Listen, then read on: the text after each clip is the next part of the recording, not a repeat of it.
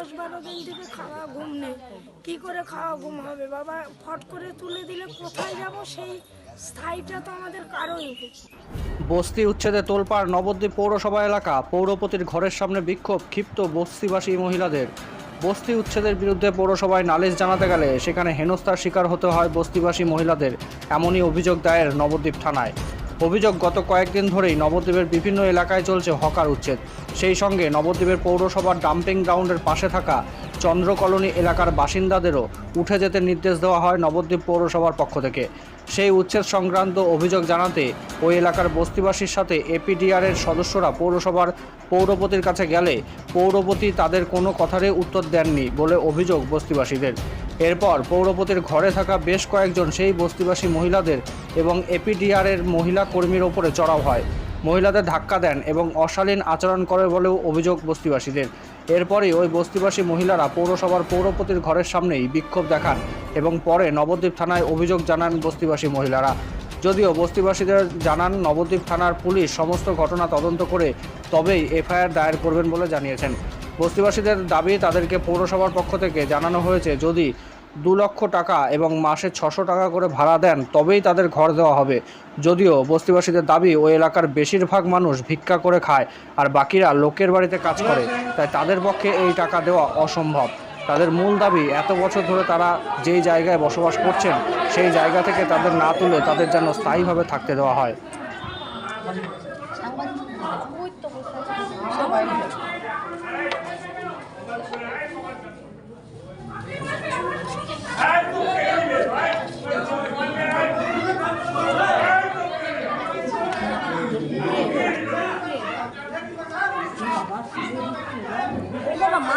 না না মারছে না, ধাক্কা ধরে তুলে দিয়ে সরাচ্ছে। ধরতো এটা, ধরতো আমি যাই, চুপ কর, ভিডিওটা ধরতো, একটা ধর।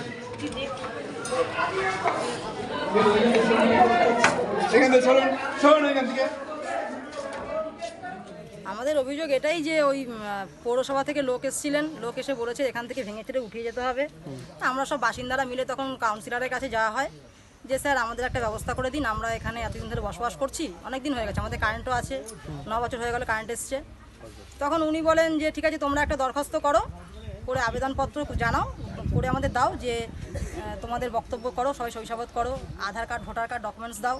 তো আমরা একটা দরখাস্ত লিখে, আবেদনপত্র লিখে ওনাকে জমা দিতে যাই। তো আবেদনপত্র ওনাদের পছন্দ হয়নি, আবেদনপত্র জমা নেননি, বলেছেন তারপরে যাদের যাদের থাকতে হবে এখানে ফ্ল্যাট বানিয়ে দেওয়া হবে, 2 লক্ষ টাকা লাগবে এবং মাসে ভাড়া দিতে হবে, তাহলে ফ্ল্যাটে থাকতে পারবে, এবং যাদের ফ্ল্যাট দরকার 2 লক্ষ টাকা দিতে পারবে তারাই পৌরপতির সাথে গিয়ে কথা বলে, পৌরপতি করে দেবেন বলেছে। মানে বলেছেন, লিখিত দেননি কোনো, আমাদের পৌরপতি বলেছেন ফ্ল্যাট করে দেবেন। তো সেটা আমরা শুনেছি, তার আগে জানি না। তারপরে পৌরপতির কাছে তখন আমাদের 2 লক্ষ টাকা নেই, তাই আমরা যাইনি। এপিডিআরের তরফ থেকে দিদিভাই আসছিলেন, এসে কোথা থেকে খবর পেয়েছেন উনি, জানতে চাইলেন কি ঘটনা। আমরা বললাম যে এরকম আমাদের তুলে দেবে বলেছে, ঘর বাড়ি ভেঙে দেবে। সারা গ্রামবাসীরাই বললো যে এমতো অবস্থায় আমরা কোথায় যাব, আমাদের একটা মাথা গোঁজার জায়গাটা, বাসস্থান দরকার। তো সেই মর্মেই আমরা একটা দরখাস্ত লিখে নিয়ে কালকে পৌরপতির কাছে গেছিলাম, সমস্ত এখানকার আমরা বাচ্চা বড় সবাই মিলেই গেছিলাম। থাকার জায়গা আমাদের সবারই দরকার। তো সেখানে যাওয়াতে পৌরপতির ঘরে আমরা 2 জন ঢুকি, আমাদের পাড়ার তরফ থেকে আমি আর এপিডিআরের তরফ থেকে দিদিভাই। ঢোকার পরে ওখানে আমাদের তো কোনো কথা শোনাই হয় না, বলা হয় অ্যাপার্টমেন্ট নিয়ে কেন আসোনি। তো আমাদের ওখান থেকে বেরিয়ে যেতে বলা হয়, গালাগাল করা হয়, টানা হাজরা করা হয়, চেয়ার থেকে ফেলে দেওয়া হয়। ওগুলো পৌরসভা মানে পৌরপতির ঘরে অনেক পুরুষ মানুষ ছিলেন, তারা করেছে। কিছু কাউন্সিলর ছিলেন, মহিলারা বলতে আমি আর ওই দিদিভাই ছিলেন, অন্য কোনো আদার্স মহিলা ছিল না। ওখানে ফুটেজও আছে, দেখতে পারেন আপনারা, অন্য কেউ ছিল না, বাকি সবাই বাইরে ছিল। এতটাই ঘটনা। তারপরে আমরা যেহেতু ওরকম মলেস্ট হয়, তো আমরা তখন থানায় যাই, থানায় গিয়ে একটা কমপ্লেন করি, এতটাই। এবার দেখি আগে কি হয়। থানা থেকে আমাদেরকে রিসিভ কপি দিয়েছে, কেস নাম্বার আমরা এখনো পাইনি, কেস সম্বন্ধে অত অভিজ্ঞতা আমাদের নেই। এখন দেখি সামনে কি আছে, কি হয়। আমরা চাইছি আমাদের এখানে পুনর্বাসন দেওয়া, মানে এখানে একটা স্থায়ী বসবাসের ব্যবস্থা করে দেওয়া হোক। আমাদের চাই দরকার 1 কাঠা করে জায়গা দিক, বেশি আমাদের চাই না, ছড়িয়ে ছিটিয়ে আছে, গুছিয়ে দরকার 1 কাঠা করে জায়গা দিক, যাতে গরিব মানুষগুলো থাকতে পারে।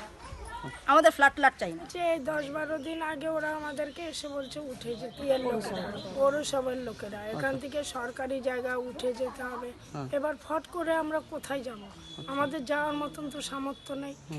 আমরা এখন ওরা বলছে যে 2 কোটি টাকা দিতে, 2 লাখ টাকা দিতে হবে। এবার আমরা 2 লাখ টাকা নিলে আমরা কি ভাগাড়ে পড়ে থাকি? দেখো তো কীরকম গ্যাস গন্ধ, আমরা কি করে দেবো? তারপরে এর মধ্যে 3-4 দিন আগে একটা লোক এসেছিল, আমরা বলছি এত টাকা আমরা কোথার থেকে দেবো? যদি 30-40 হতো বা 50 হতো আমরা লোন টোন নিয়ে পারতাম, কিন্তু এত টাকা আমরা কোথায় পাবো? এত টাকা দিলে ওনার কাছে আমরা যাবো, কারণ আমরা নিজেরাই 1 টাকা জায়গা কিনে আমরা টিনের সাবরা করে থাকবো। কালকে তো আমরা এক দিদি এসেছিল, দিদি আমাদেরকে ডাক করলো, সমস্যা আমরা বললাম, বলার পরে দিদি বলছে তোমরা কি পৌরসভায় যেতে পারবা? বললাম হ্যাঁ যেতে পারবো, আমাদের রান্না বাড়ার সময়, তাও রান্না বাড়া আমাদের তো এমনিতেই 10-12 দিন থেকে খাওয়া ঘুম নেই, কী করে খাওয়া ঘুম হবে বাবা? ফট করে তুলে দিলে কোথায় যাব? সেই স্থায়ীটা তো আমাদের কারোই নেই। এবার আত্মীয় স্বজনের বাড়ি, এবার টোনটোবলা নিয়ে তো আত্মীয় পৌরসভা যাওয়ার পরে ওরা ওখান থেকে ম্যাডাম ঢুকলো, আর এই কৃষ্ণা ঢুকলো, ঢোকার পরে ওরা সেই যাতা বললো, ওদেরকে তাড়িয়ে দিল। ওই যে পৌরপতির লোক, ওখানকার লোক তাড়িয়ে দিল। তাড়িয়ে দেওয়ার পরে কেউ আমাদেরকে টানা হেজরা করে বের করে দেওয়ার পরে আমরা চলে গেলাম। পাত্তা দিলাম, মোবাইল টোবাইল সব কেড়ে টেড়ে নেওয়ার পরে আমাদেরকে খুব অপমান করলো। আমরা ঝগড়া শুনে উপরে উঠেছি, খুব ঝগড়া হচ্ছিল, আমরা সব একদম নিচে ছিলাম। নিচের পরে দেখছি খুব ধুমধাম ঝগড়া হচ্ছে, তারপরে আমরা সিঁড়ি দিয়ে আবার উপরে উঠলাম। উপরে উঠে দেখি টানা হেজরা খুব ধুমধাম হচ্ছে, ওরা দরজা ওরা দিয়ে দিচ্ছে, আর আমাদের এই দিকের ওরা কথা বলতে চাইছে, ওদের কথা কেউ শুনতে চাইছে না। তারপরে আমাদেরকে কেউ অ্যালাউ করলো না দেখে, তারপরে আমরা তখন থানায় চলে